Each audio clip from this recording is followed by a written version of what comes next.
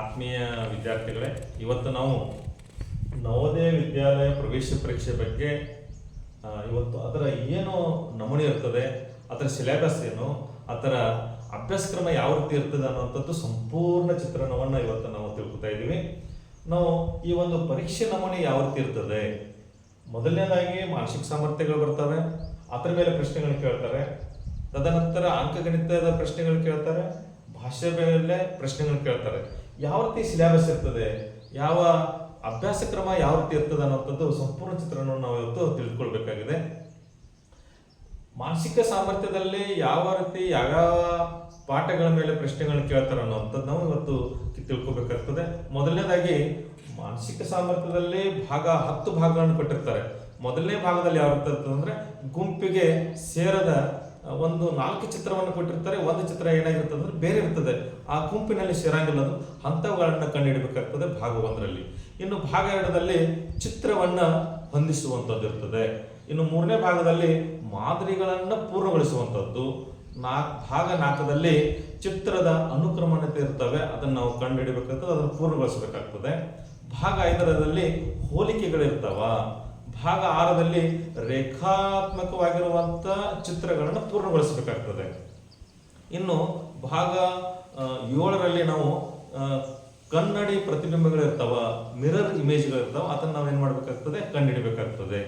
ಇನ್ನು ಭಾಗ 8ರಲ್ಲಿ ಗುರುತು ಮಾಡಿ ಕಂಡುಹಿಡಬೇಕಾಗ್ತದೆ. ಅಲ್ಲಿ ಪೇಪರ್ ಕಟ್ಟಿಂಗ್ಸ್ ಅಂತ ಕರಿತೀವಿ ನಾವು. ಅದಕ್ಕೆ ಪೇಪರ್ ಕಟಿಂಗ್ ಮಾಡಿದ ನಂತರ ಯಾವ ರೀತಿ ಚಿತ್ರ ಬರ್ತದೆ ಅನ್ನೋಂಥದ್ದು ಅಲ್ಲಿ ಕಂಡುಹಿಡಬೇಕಾಗ್ತದೆ.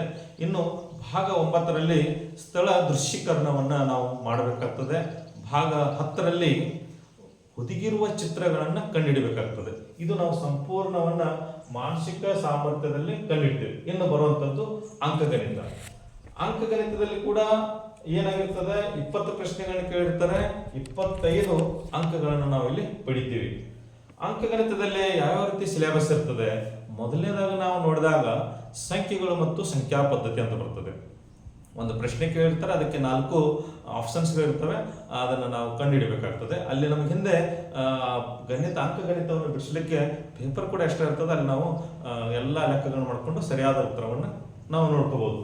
ಇನ್ನು ಸಂಖ್ಯೆಗಳು ಮತ್ತು ಸಂಖ್ಯಾ ಪದ್ಧತಿ ಆದ ನಂತರ ಪೂರ್ಣಾಂಕಗಳ ಬಗ್ಗೆ ಕೂಡ ಪ್ರಶ್ನೆಗಳನ್ನು ಕೇಳ್ತಾರೆ. ಪೂರ್ಣಾಂಕಗಳಲ್ಲಿ ನಾವು ಸಾಕಷ್ಟು ಪ್ರಶ್ನೆಗಳು ಬರ್ತವೆ. ತದನಂತರ ಅಪವರ್ತನಗಳು ಮತ್ತು ಗುಣಕಗಳ ಮೇಲೆ ಕೂಡ ಸಾಕಷ್ಟು ಪ್ರಶ್ನೆಗಳನ್ನು ಕೇಳ್ತಾರೆ. ದಶಮಾಂಶಗಳ ಮೇಲೆ ಪ್ರಶ್ನೆ ಕೇಳ್ತಾರೆ. ಭಿನ್ನ ರಾಶಿಗಳಿಂದ ದಶಮಾಂಶಕ್ಕೆ ಹೋಗೋದು, ದಶಮಾಂಶದಿಂದ ಭಿನ್ನ ರಾಶಿಗೆ ಬರುವಂತ ಇತರ ಕೂಡ ಏನ್ ಮಾಡ್ತಾರೆ, ಪ್ರಶ್ನೆಗಳನ್ನು ಕೇಳ್ತಾರೆ. ಇನ್ನು ಅಳತೆಗಳಲ್ಲಿ ಸಂಖ್ಯೆಗಳ ಪ್ರಯೋಗಕ್ಕೂ ಕೂಡ ಅದರ ಮೇಲೆ ಪ್ರಶ್ನೆಗಳನ್ನು ಕೇಳ್ತಾರೆ. ಸರಳೀಕರಣ ಕೂಡ ಆ ಒಂದು ಅಭ್ಯಾಸ ಕ್ರಮದಲ್ಲಿ ಕೂಡ ಪ್ರಶ್ನೆಗಳನ್ನು ಕೇಳ್ತಾರೆ. ಇನ್ನು ಭಿನ್ನ ರಾಶಿಗಳಲ್ಲಿ ಕೂಡಿಸುವಂಥದ್ದು, ಕಳೆಯುವಂಥದ್ದು ಮತ್ತು ಗುಣಾಕಾರ ಮಾಡುವಂಥದ್ದು, ಈ 3 ಮೇಲೆ ಕೂಡ ಭಿನ್ನ ರಾಶಿಗಳನ್ನು ಕೇಳ್ತಾರೆ. ಇನ್ನು ಶೇಕಡಾವಾರದಲ್ಲಿ ಲಾಭ ನಷ್ಟದ ಮೇಲೆ ಪ್ರಶ್ನೆಗಳನ್ನು ಕೇಳ್ತಾರೆ. ಸುತ್ತಳತೆಗಳ ಮೇಲೆ ಪ್ರಶ್ನೆಗಳನ್ನು ಕೇಳ್ತಾರೆ. ಇನ್ನು ಪೂರ್ಣಗಳಲ್ಲಿ ಎಷ್ಟು ಪ್ರಕಾರಗಳಿವೆ, ಆ ಎಲ್ಲ ಪ್ರಕಾರಗಳ ಮೇಲೆ ಪ್ರಶ್ನೆಗಳನ್ನು ಬರ್ತವೆ. ಇನ್ನು ಅತ್ಯಂತ ಮುಖ್ಯವಾಗಿ ಅಂದರೆ ಅಂಕಿ ಸಂಖ್ಯೆಗಳ ಮಾಹಿತಿಗಳ ವಿಶ್ಲೇಷಣೆ ಇರ್ತದೆ.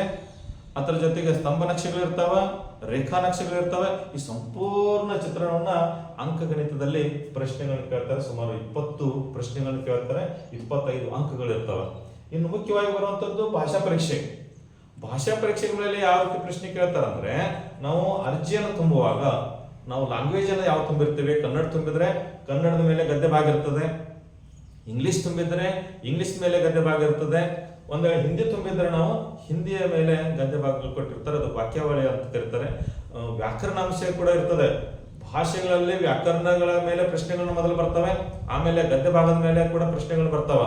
ಈ ಸಂಪೂರ್ಣ ಚಿತ್ರಣವನ್ನು ನಾವು ನೋಡಿದಾಗ ಮಾನಸಿಕ ಸಾಮರ್ಥ್ಯಗಳಾಗಬೇಕು, ಅಂಕಗಣಿತ ಆಗಬಹುದು, ಅಥವಾ ಭಾಷಾ ಪರೀಕ್ಷೆಗಳಾದಾಗ ಕೂಡ ಸುಮಾರು 40, 20, 20 ಅಂತ ಹೇಳಿ ಸುಮಾರು 80 ಪ್ರಶ್ನೆಗಳನ್ನು ಕೇಳ್ತಾರೆ.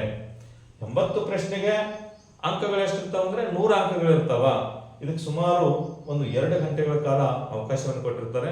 ಇದರಲ್ಲಿ ನಾವು ಮೊದಲು ಯಾವ್ದಾದ್ರು ತಗೋಬಹುದು, ಯಾಕಂದ್ರೆ ಇದು 60 ನಿಮಿಷ ಇದಕ್ಕೆ ಅಂತ ಹೇಳಿ ಮೀಸಲಾತಿರಲ್ಲ, ಕೊಟ್ಟಿದ್ದಾರೆ 60 ನಿಮಿಷ, 30 ನಿಮಿಷ, 30 ನಿಮಿಷ ಎಲ್ಲ ಸೇರ್ಕೊಂಡು ಎಷ್ಟು ನಿಮಿಷ ಆಗ್ತದೆ, 2 ಗಂಟೆಗಳಾಗ್ತದೆ. ಇಲ್ಲಿ ವಿಶೇಷ ಸೂಚನೆ ಕೊಡ್ಬೇಕಂದ್ರೆ ವಿಶೇಷ ಚೇತನ ಇರುವ ಮಕ್ಕಳು ಅಂಥವ್ರು ಕೂಡ ಒಂದು 40 ನಿಮಿಷಗಳ ಕಾಲ ಎಕ್ಸ್ಟ್ರಾ ಅವಧಿಯನ್ನು ಕೊಟ್ಟಿರ್ತಾರೆ. ಇದನ್ನು ನಾವು ಎಲ್ಲ ಸಂಪೂರ್ಣವಾಗಿ ತಿಳ್ಕೊಂಡಾಗ ಯಾವ ರೀತಿ ಅಭ್ಯಾಸಕ್ರಮ ಇರ್ತದೆ ಅಂತ ತಿಳ್ಕೊಂಡಿದ್ರೆ ನಾವು ಅದನ್ನು ಪರೀಕ್ಷೆಯನ್ನು ನಾವು ಯಶಸ್ವಿಯಾಗಿ ಮಾಡಬಹುದು ಅಂತ ಹೇಳ್ತಾ ಎಲ್ಲರಿಗೂ ಧನ್ಯವಾದಗಳು.